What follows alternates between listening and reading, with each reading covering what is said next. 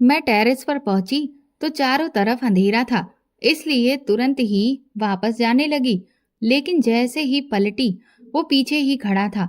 जब तक मैं कुछ समझ पाती कि उसने मेरी ड्रेस को गले के पास से पकड़कर खींचा और वो पूरी की पूरी उसके हाथ में आ गई। मैं खुद को छुपाने के लिए यहाँ वहां भागी, लेकिन उसने मुझे पकड़ लिया और घूर कर देखते हुए बोला, आज मैं अपनी सारी हसरतें पूरी करूंगा। और फिर उसने छत पर ही दर्द से मेरी चीखें, तभी मेरी आंख खुली और पता चला कि ये सपना था, जो कि असल में ये मेरे जीवन की वो हकीकत थी जिसके बारे में मैं किसी को नहीं बता सकती थी। मुझे बहुत तेज पसीना आने लगा था। दुल्हन के कपड़े पहने मैं सुहाग सेज पर पति का इंतजार करते करते ही मैं सो गई थी। तभी मेरा पति कमरे में आया और मेरे पास बैठकर मुझसे बात करने की कोशिश करने लगा। मैं उसकी बातों का सिर्फ हाँ या ना में जवाब दे रही थी। वो धीरे धीरे मेरे करीब आने की कोशिश करने लगा और मुझे टच करने लगा। अचानक मुझे घबराहट हुई और मैं फिर से बेहोश हो गई थी, क्योंकि मेरे दिल पर अभी भी उस रात का सदमा लगा हुआ था। सुबह जब मेरी आंख खुली तो मैं दुल्हन के कपड़ों में ही मौजूद थी। जब मेरी नजर बाथरूम पर गई तो अमन अपने बाल तौलिए से साफ करते हुए बाथरूम से बाहर निकल रहे थे। अमन ने मेरी तरफ देखकर कहा, रात आप शायद बहुत थक गई थी, इसीलिए बेहोश हो गई। मैंने आपको नहीं जगाया। मैंने सोचा कि आपको सोने देता हूँ। मैंने अमन से कोई बात नहीं की थी। मैं उससे दूर दूर रहती थी। सुबह के टाइम पर जब अमन मेरा हाथ थामने की कोशिश कर रहा था तो मैंने उसका हाथ झटक दिया और मेरे कंगन की नोक किसी तरह से उसके हाथ पर चुभ गई। मुझे पता ही नहीं चला। मैंने कहा, अमन, सब लोग हमारा नाश्ते पर नीचे इंतजार कर रहे हैं। हमें देर हो रही है, हमें नीचे चलना चाहिए। अमन मुस्कुराते हुए मेरे साथ नीचे की तरफ जाने लगा था। मेरे ससुराल में मेरा पति, सास, ससुर और एक नंद थी। ये लोग काफी अमीर थे और उन्होंने मुझे अपने बेटे के लिए सिर्फ मेरी खूबसूरती के बिना पर ही पसंद किया था। हम लोग नाश्ता करने के लिए नाश्ते के टेबल पर जाकर बैठ गए थे, जहां पर फैमिली के सारे लोग मौजूद थे। मेरी सास तो हम दोनों को एक साथ देखकर बहुत खुश हो रही थी। उन्होंने हम दोनों को ढेर सारे आशीर्वाद दिए थे। अमन बैठ चुका था। उसके बराबर में चेयर खाली थी। मैं इस खाली चेयर को घूर रही थी। तभी मेरी नंद कहने लगी, भाभी बैठ जाओ ना, भैया के बराबर में। आप किन ख्यालों में गुम हो? अपनी ननद की बात पर मैं थोड़ा सा मुस्कुरा दी थी और फिर बैठ गई। उदासी मेरे चेहरे पर साफ नजर आ रही थी।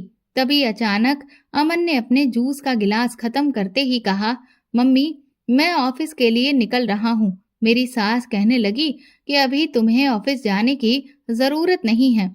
अभी तुम्हारी शादी को एक दिन भी नहीं हुआ और तुम ऑफिस जाने की बातें कर रहे हो। आज तुम दोनों पति पत्नी कहीं घूम कर आना। मेरे ससुर ने भी अमन से यही कहा था। अपने पेरेंट्स की बात मानते हुए अमन डाइनिंग टेबल पर दोबारा से बैठ गया था। अमन मेरी सास से बातें ही कर रहा था कि अचानक मेरी ननद की नजर अमन के हाथ पर लगे हुए जख्म पर चली गई। मैं भी गुमसुम सी होकर चाय पी रही थी। उसने कहा कि भैया, ये आपके हाथ पर क्या हो गया है? अमन ने घबरा कर और मुस्कुराते हुए मुझे देखा और कहने लगा कि कुछ नहीं, बस एक जंगली बिल्ली ने पंजा मार दिया था, उसी का निशान है। मेरी नंद मुस्कुराने लगी और कहने लगी, भैया, अभी तो शुरुआत है, आगे आगे देखो क्या होता है। अमन की बात सुनकर बड़ी मुश्किल से मैंने अपनी चाय का घूंट लिया था। मुझे ऐसा लगता था जैसे मेरा रिश्ता मजबूरी में अमन के साथ जुड़ा हुआ है, लेकिन अब इस रिश्ते को खुशी खुशी निभाना तो था।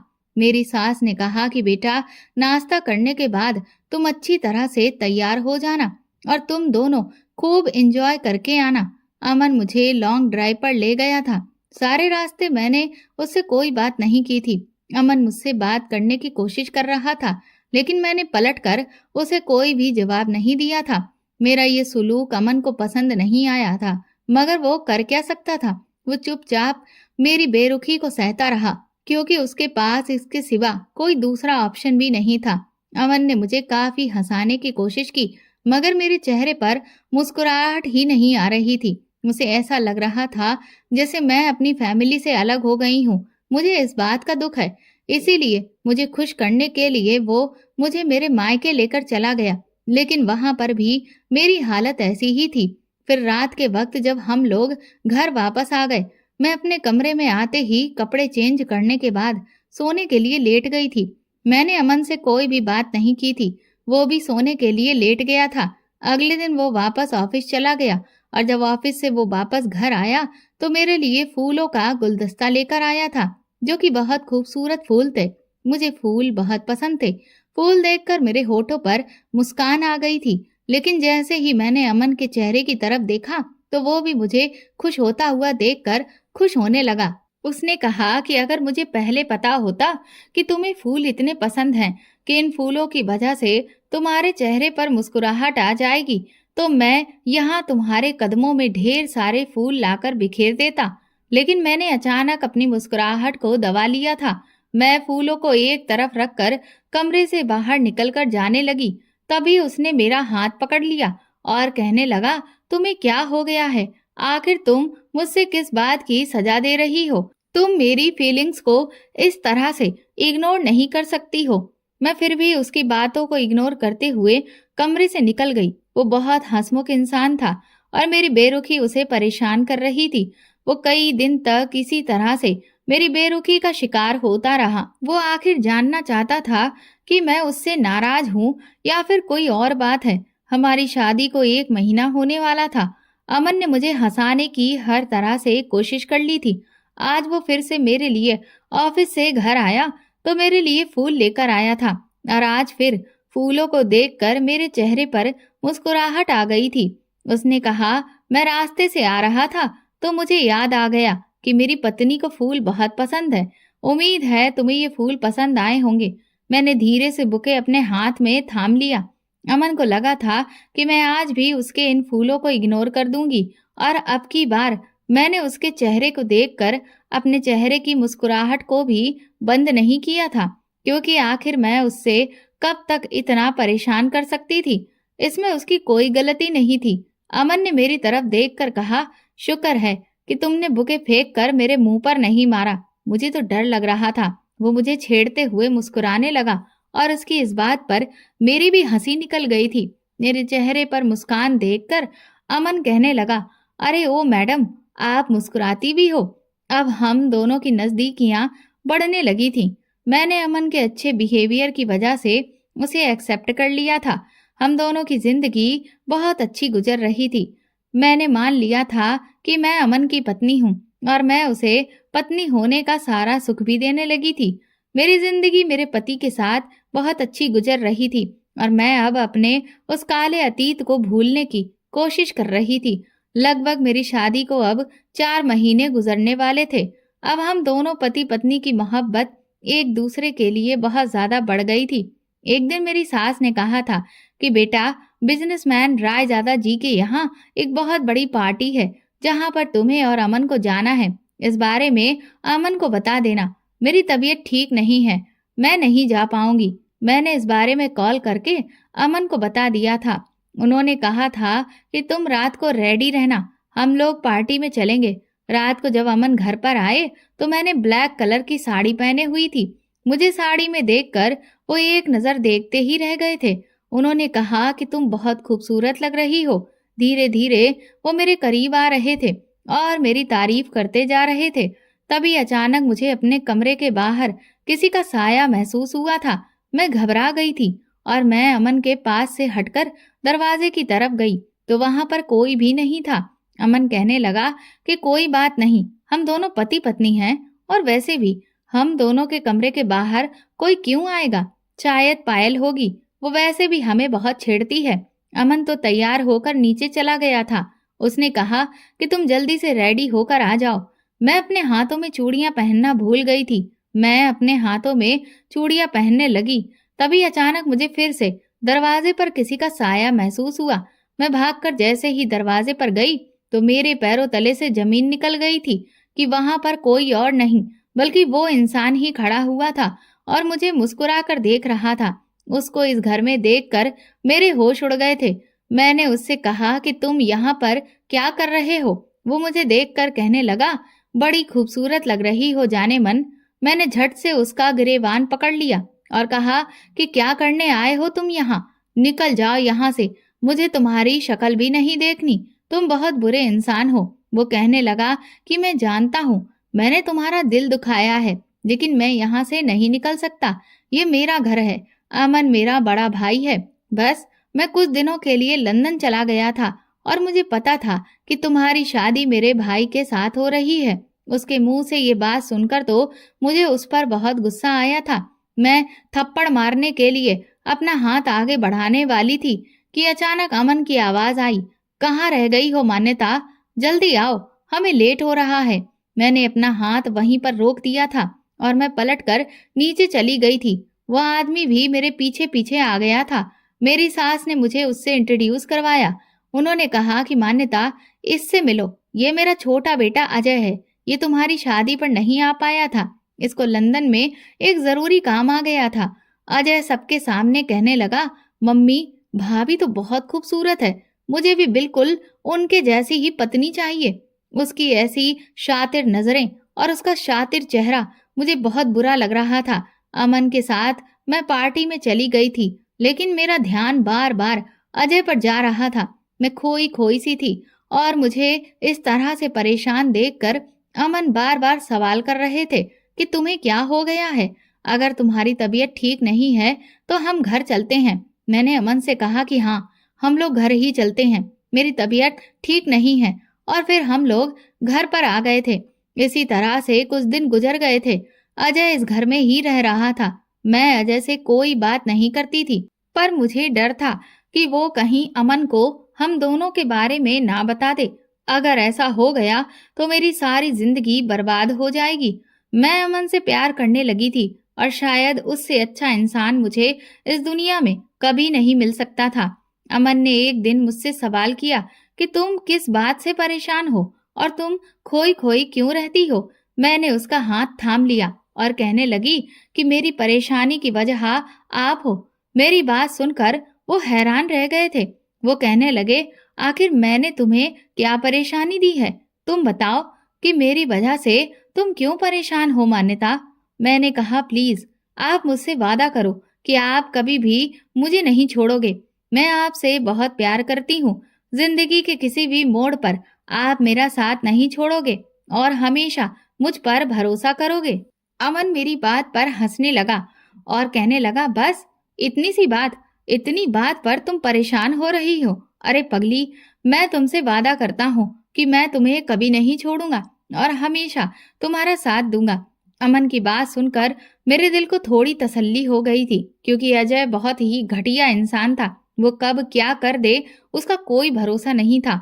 अमन तो सुबह ऑफिस चले जाते थे, लेकिन मैंने नोटिस किया था कि अजय मेरे करीब आने की कोशिश कर रहा था। वो मुझसे बात करना चाहता था, लेकिन मैं इस घर के किसी भी मेंबर के दिल में ये शक नहीं डालना चाहती थी कि अजय और मेरे बीच पहले क्या हो चुका था।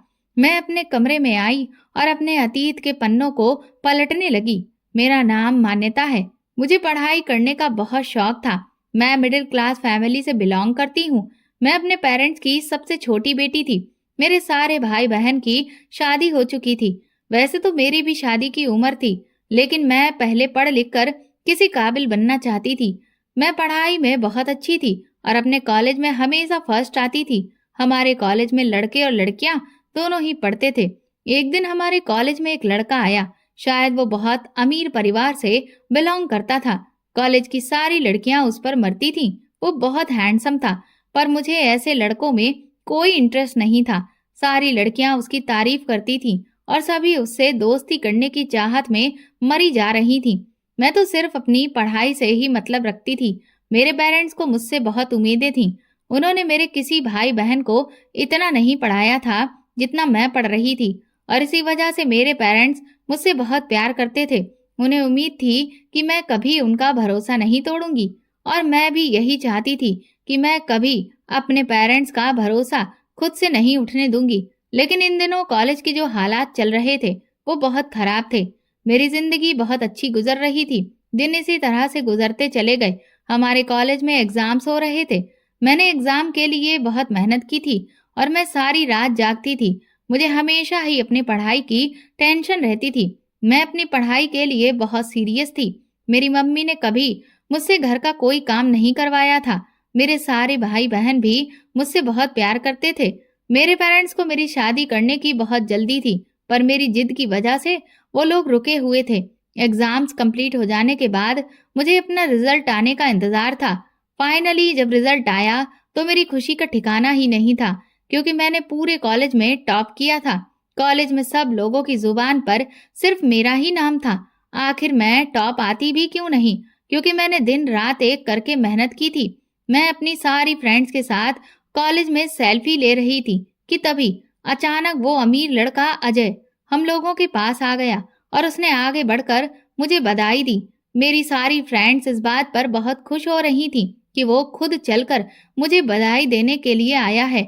उनका कहना था कि मान्यता, अजय तुम्हें कॉन्ग्रेचुलेशन बोल रहा है, इसका मतलब ये है कि तुम बहुत लकी हो। पर मैं ऐसा नहीं मानती थी, क्योंकि वो मेरे लिए कोई सेलिब्रिटी नहीं था। मेरी फ्रेंड्स भी बाकी सारी लड़कियों की तरह बेवकूफ बन रही थी। अब मैं देख रही थी कि काफी दिनों से अजय मुझसे किसी न किसी बहाने से बात करने की कोशिश करता था और हमेशा मेरी तारीफ करता रहता था। इसी तरह से धीरे धीरे हम दोनों के बीच बातचीत शुरू हो गई थी। वो एक बहुत ही बिगड़ा हुआ लड़का था, पर जब से मेरी उसके साथ बातचीत शुरू हुई थी, उसका नेचर और उसके साथ बातचीत करने के बाद मुझे ऐसा लगता था कि जैसे वो बिगड़ा हुआ नहीं है, बल्कि वो एक अच्छा और शरीफ इंसान है। उसने हमेशा मेरे सामने ये जाहिर किया था कि वो लोगों की बहुत मदद करता है, उनका भला चाहता है। उसके अंदर थोड़ा भी अपनी दौलत को लेकर घमंड नहीं है। वो मुझे अच्छा लगने लगा था, वैसे वाला अच्छा नहीं। मुझे उससे कोई मोहब्बत नहीं थी, बस वो नेचर वाइज बहुत अच्छा था। जैसे मैंने उसके बारे में सुना था, ये जैसा मैंने उसको समझा था, वो बिल्कुल भी वैसा नहीं था। धीरे धीरे हम लोगों के बीच फ्रेंडशिप बढ़ने लगी थी। अजय जब मेरे साथ बातचीत करता था तो वो मुझे बहुत हंसाता था। कॉलेज की सारी लड़कियों से ये बात बर्दाश्त नहीं होती थी कि कॉलेज का सबसे हैंडसम लड़का मेरे साथ बातचीत करता है। उसने मुझे अपनी फ्रेंड बनाया हुआ है, वो मेरे कॉन्ट्रैक्ट में है। कॉलेज में हम दोनों की दोस्ती काफी गहरी हो गई थी। एक दिन अजय ने मुझे अपनी बर्थडे पार्टी पर इनवाइट किया था, पर मैं उसकी बर्थडे पार्टी में नहीं जा सकती थी, क्योंकि मुझे मेरे घर से परमिशन नहीं थी किसी के घर भी पार्टी में जाने की, या फिर अगर मैं कहीं जाती भी थी तो सिर्फ अपनी फैमिली के साथ ही जाती थी। जब मैंने अजय को ये बात बताई कि मैं तुम्हारी बर्थडे पार्टी में नहीं आ सकती, तब वो मुझसे नाराज हो गया था। कहने लगा, यार तुम कैसी बातें कर रही हो, तुम मेरी बेस्ट फ्रेंड हो, तुम्हें पता है ना कि तुम सबसे अलग लड़की हो, और तुम्हारी वजह से ही तो मैंने पार्टी अपने घर पर रखी है।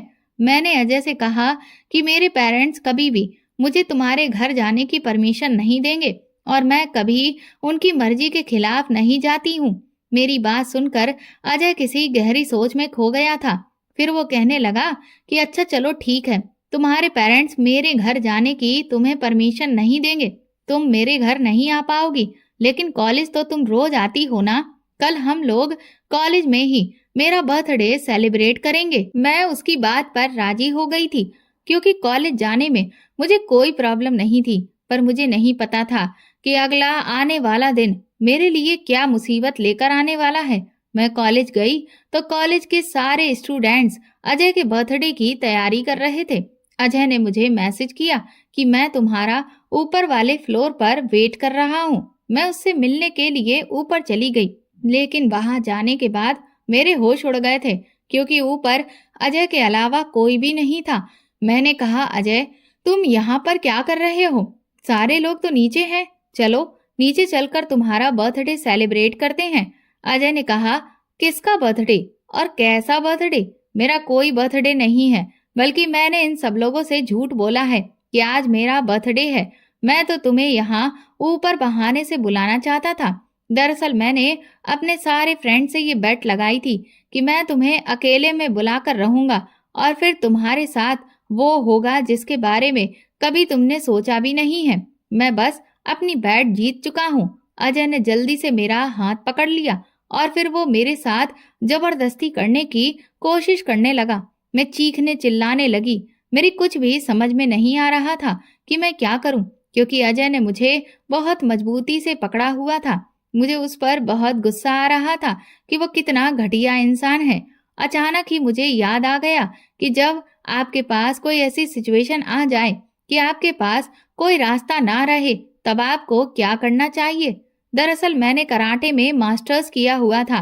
मैंने अजय की एक जोरदार लात मारी और वो दूर जा गिरा था।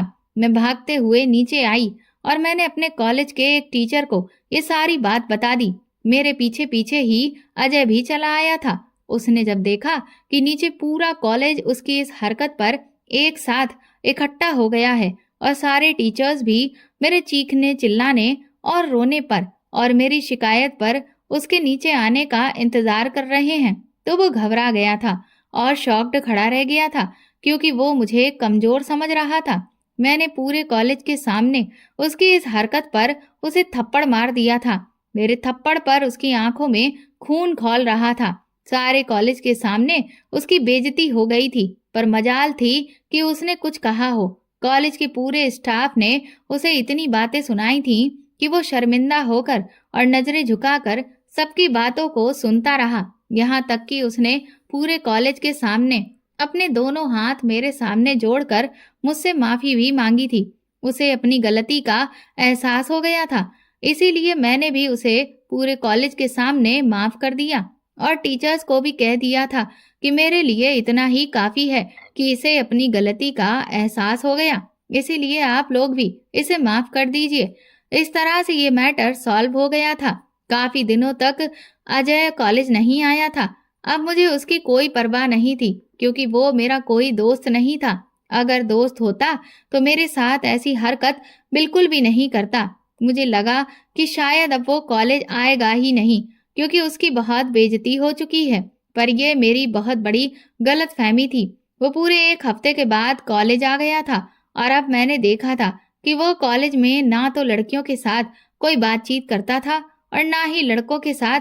बड़ा वो खामोश सा रहता था, सिर्फ और सिर्फ अपनी पढ़ाई पर ध्यान दिया करता था। वो ऐसा था तो नहीं, बस हमेशा उसे यारी दोस्ती ही रहती थी। मुझे क्या था, मैं तो इसको इग्नोर ही करती थी।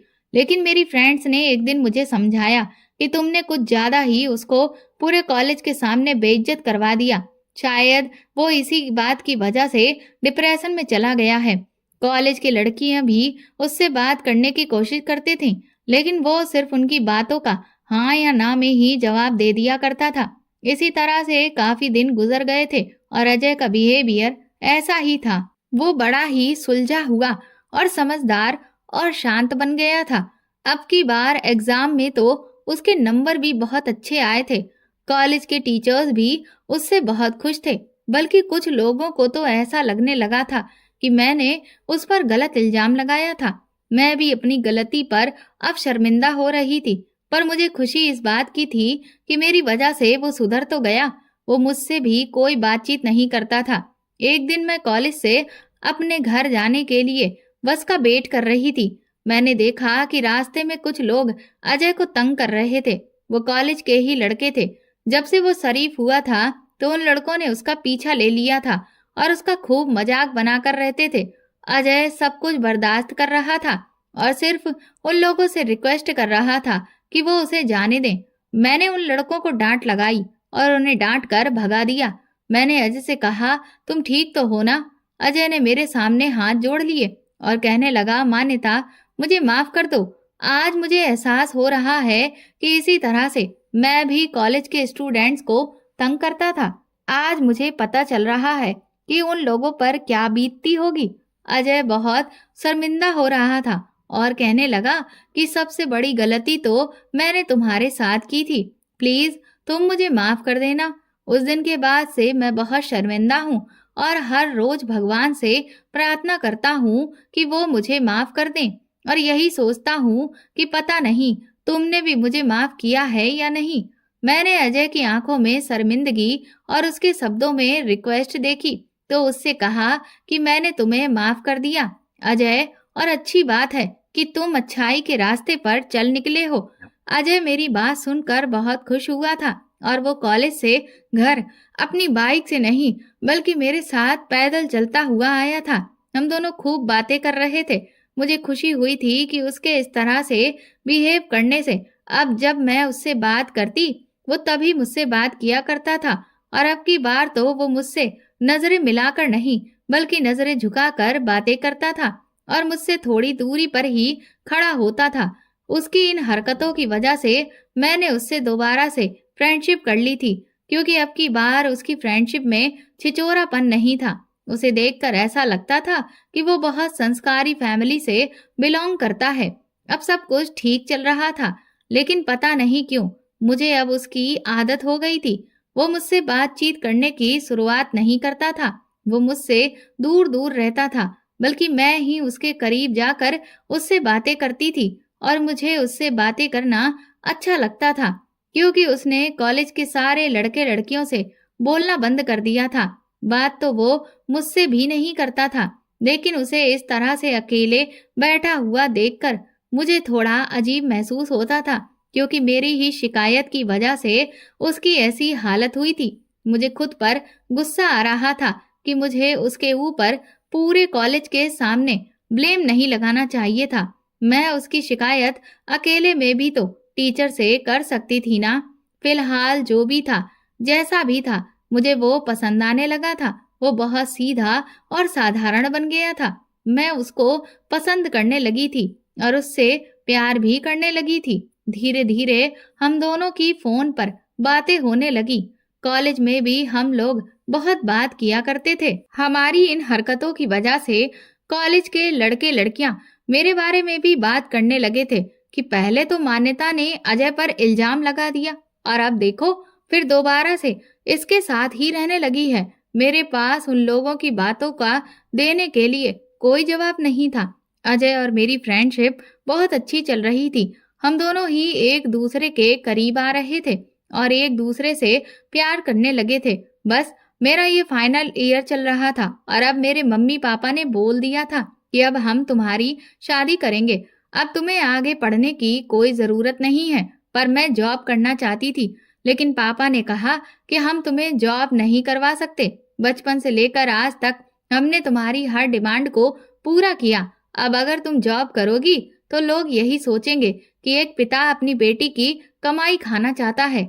मैंने जब ये बात अजय को बताई तो उसने कहा कि तुम कहो तो मैं तुम्हारे घर रिश्ता भेज देता हूँ, क्योंकि मैं तुमसे बहुत प्यार करता हूँ और तुम्हारे बिना नहीं रह सकता। अगर तुम्हारे पेरेंट्स चाहते हैं कि तुम्हारी शादी हो जाए तो मैं तुम्हें किसी और का होते हुए नहीं देख सकता। अजय की ये बातें मेरे दिल में उतर गई थीं और बस फिर मेरे दिल में उसके लिए बहुत प्यार बढ़ गया था। मेरे पेरेंट्स मुझसे कहने लगे कि तुम्हें लड़के वाले देखने के लिए आ रहे हैं। मैंने उन लोगों को साफ इनकार कर दिया था कि आप लोगों ने मेरी हर डिमांड को पूरा किया है। क्या आप लोग मेरी मर्जी के मुताबिक मेरी शादी नहीं करवा सकते? मैंने अजय के बारे में उनको सब कुछ बता दिया था। मुझे लगा था कि मेरी बात सुनकर मेरे मम्मी पापा को खुशी होगी, लेकिन वो लोग थोड़े अपसेट हो गए थे। ऐसा क्यों था, मेरी कुछ समझ नहीं आया था। मेरे पेरेंट्स ने कहा कि बेटा, लड़के हमेशा लड़कियों को धोखा देते हैं, इसीलिए तुम ऐसा कोई काम मत करो जिसकी वजह से हमें शर्मिंदा होना पड़े। मैंने कहा पापा, अजय अपने घर से रिश्ता भेजने के लिए तैयार है। अगर आप लोगों को अजय पसंद आ जाएगा तभी मैं शादी करूंगी। मेरी बात सुनकर मेरे मम्मी पापा खुश हो गए थे। मैंने जब ये बात अजय को बताई तो उसने कहा कि वो अपनी फैमिली से भी इस बारे में बात करेगा और फिर मुझे फाइनल जवाब देगा। इस तरह से 1 महीना गुजर गया था, लेकिन अजय ने अभी तक मुझे कोई जवाब ही नहीं दिया था। अजय का कहना था कि मेरे घर में मेरे दादाजी की तबीयत बहुत खराब है। अब ऐसे माहौल में मैं अपने रिश्ते की बात नहीं कर सकता। दादाजी की तबीयत में थोड़ा सुधार आ जाए तो मैं ये बात अपनी फैमिली को बता दूंगा। उसके बाद वो लोग तुम्हारे घर रिश्ता लेकर आ जाएंगे। इन दिनों मेरे बहुत सारे रिश्ते आ रहे थे, पर अजय की वजह से मेरे मम्मी पापा को हर रिश्ते को रिजेक्ट करना पड़ जाता था। मेरे मम्मी पापा मुझसे हर दिन यही कहते थे कि तुम उस लड़के से बात करो कि वो कब यहाँ पर रिश्ता भेज रहा है। मुझे अजय से अब डर लग रहा था कि कहीं वो मुझे धोखे पर तो नहीं रख रहा। मैंने अजय से फाइनल जवाब मांगने के लिए उसको कॉल लगाई। अजय ने मेरी कॉल रिसीव करते ही कहा था कि आज तुम्हारे लिए गुड न्यूज़ है। मैं तो उसकी बात सुनकर दंग रह गई थी कि आखिर मेरे लिए वो कौन सी ऐसी गुड न्यूज़ दे रहा था। अजय ने कहा कि 2 दिन बाद मेरे पेरेंट्स तुम्हारे यहाँ रिश्ता लेकर आएंगे। अजय ने कहा कि तुम जानती हो ना मान्यता कि मैं तुमसे कितना प्यार करता हूँ, और तुम ये भी जानती हो कि मेरी फैमिली का स्टैंडर्ड और लेवल कितना ऊंचा है। मैंने कहा हाँ, मैं सब कुछ जानती हूँ, पर तुम कहना क्या चाहते हो मुझे कुछ समझ में नहीं आ रहा। अजय कहने लगा, देखो मेरी फैमिली और तुम्हारी फैमिली में काफी फर्क है। तुम्हारी फैमिली एक मिडिल क्लास फैमिली है और मेरी फैमिली एक हाई क्लास फैमिली है। मैंने तुम्हारे बारे में अपने पेरेंट्स को सब कुछ बता दिया है और तुम्हारी फोटो भी उनको दिखा दी है। तुम उनको बहुत पसंद आई हो। वो लोग जल्दी ही तुम्हारे घर रिश्ता लेकर जाना चाहते हैं। लेकिन मेरी एक ख्वाहिश है, मैं चाहता हूँ कि तुम्हारे पेरेंट्स मेरे पेरेंट्स के लिए अच्छा इंतजाम करें, मतलब उनका अच्छी तरीके से वेलकम करें। तुम्हारे घर कोई नहीं आएगा, सिर्फ मेरे मम्मी पापा और मेरी छोटी बहन के अलावा। तुम्हें उनके लिए उनके खाने पीने का अच्छा इंतजाम करना है। मैं नहीं चाहता कि अगर कोई कमी रह जाए तो मेरे पेरेंट्स ये सोचें कि हम अपने बेटे का रिश्ता कहाँ लेकर आ गए हैं। मैं उनके दिमाग में कोई ऐसा वैसा ख्याल भी नहीं आने देना चाहता, क्योंकि मैं तुमसे बहुत प्यार करता हूँ। मैं तुम्हें किसी भी हालत में छोड़ नहीं सकता। मैं नहीं चाहता कि किसी छोटी सी भी गलती से मेरे पेरेंट्स इस रिश्ते से इनकार कर दें, और ना ही मैं तुम्हारे और तुम्हारे पेरेंट्स को लेकर कोई भी बात अपने पेरेंट्स के मुंह से सुनना चाहता हूँ। अजय की बात सुनकर मैंने गहरी सांस भरी थी और कहा कि बस इतनी सी बात, तुम टेंशन मत लो। तुम मेरी फैमिली को जानते नहीं हो। मेरे पापा तुम्हारी फैमिली के लिए बहुत अच्छी अरेंजमेंट्स करेंगे, बल्कि तुम्हारी फैमिली बहुत खुश होकर यहाँ से जाएगी। अजय मेरी इस बात पर खुश हुआ था। मुझे तो अपनी जिंदगी बहुत अच्छी लगने लगी थी। मैंने खुशी खुशी अपने मम्मी पापा को ये बात बता दी थी और साथ ही साथ ये भी कहा था कि मेरे ससुराल वालों के वेलकम में कोई कमी नहीं होनी चाहिए। मेरी मम्मी ने मुझे तसल्ली दिलाई थी कि हमारी बेटी इतनी खुश है और हम उसकी खुशी की खातिर सब कुछ कर देंगे। मुझे तो अब सिर्फ उस दिन का इंतजार था जब अजय के पेरेंट्स मेरे घर आने वाले थे। आज मेरी जिंदगी का सबसे स्पेशल दिन था। आज मेरा रिश्ता अजय से तय होने वाला था। सुबह से ही मेरे मम्मी पापा और मेरे सारे भाई बहन उन लोगों के आने की तैयारियां कर रहे थे। मैंने अजय से एक दिन पहले ही उसकी फैमिली के आने की टाइमिंग पूछ ली थी। अजय ने बताया था कि मेरी फैमिली शाम के 7 बजे तक तुम्हारे घर आ जाएगी। मुझे ऐसा लग रहा था कि मोहब्बत पाना कोई मुश्किल काम नहीं होता। अगर दोनों ही अपनी मोहब्बत में बराबर के हिस्सेदार हैं तो मेरी पूरी फैमिली भी बहुत खुश थी, क्योंकि उन लोगों के लिए मेरी खुशी ही सबसे ज्यादा मायने रखती थी। और फिर मेरा रिश्ता इतनी बड़ी फैमिली में तय हो रहा था। इस बात से और भी ज्यादा मेरे घर वाले खुश थे और ज्यादा से ज्यादा उनकी खातिर करना चाहते थे। दिन इसी तरह से गुजर गया था और 7 बजे का समय करीब आने लगा था। हम सब लोगों की नजर बार बार घड़ी पर जा रही थी और फिर शाम के 7 भी बज गए थे, लेकिन अभी तक अजय की फैमिली नहीं आई थी। मैंने उसको कॉल लगाई तो मेरी कॉल रिसीव ही नहीं कर रहा था। पता नहीं उसे क्या हो गया था। मैं बार बार उसे कॉल लगा रही थी। फिर 8 बज गए, 9 बज गए थे और फिर 10 बज गए। सब लोग मुझसे बार बार पूछ रहे थे कि आखिर उसकी फैमिली कहाँ है, तुम उसे कॉल करो, पर वो मेरी कॉल रिसीव करे तब तो मैं अपनी फैमिली को कुछ बताऊं ना। मुझे अजय पर बहुत गुस्सा आ रहा था। इसी तरह से सारी रात गुजर गई थी। हम लोगों ने पूरी रात जागकर अजय की फैमिली का इंतजार किया था और हमारी सारी की सारी तैयारियां धरी की धरी रह गई थी। मैं सारी रात अजय का नंबर ट्राई करती रही थी। लगातार उसके नंबर पर रिंग जा रही थी, पर जब सुबह के 6 बज गए तो उसका नंबर स्विच ऑफ हो गया था। फिर इसी तरह से पूरे 1 हफ्ते तक उसका नंबर स्विच ऑफ आ रहा था और मैं अपनी फैमिली के सामने शर्मिंदा होती रही। मेरे घर वालों ने कहा था कि तुमने हमारी इज्जत का मजाक बना दिया। तुमने और उस लड़के ने मिलकर हमें बेवकूफ बनाया है। मम्मी ने कहा कि तुम्हारे पापा ने तो पहले ही कहा था ये सारे लड़के एक जैसे ही होते हैं और भोली भाली लड़कियों को धोखा देते हैं। वो सच कह रहे थे और अजय के हाथों मैं दोबारा से बेवकूफ बन गई थी। मैं कॉलेज भी गई थी पर अजय कॉलेज भी नहीं आया था। काफी दिनों तक मैं कॉलेज के चक्कर लगाती रही पर अजय मुझे कहीं नजर नहीं आया। मैं समझ गई थी कि अब की बार फिर से उसने मुझसे बदला लिया है और उस जैसा घटिया इंसान कभी नहीं सुधर सकता था। उसकी मोहब्बत ने मेरे दिल को चीर कर रख दिया था। मैं उससे बहुत प्यार करने लगी थी।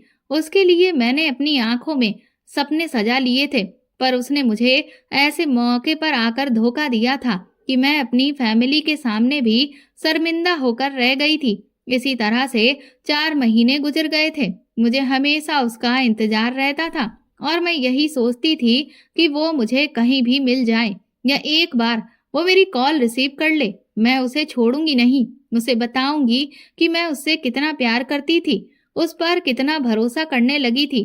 पर उसने मेरे भरोसे का मान तोड़ दिया। दिन रात मैं इसी टेंशन में रोती रहती थी।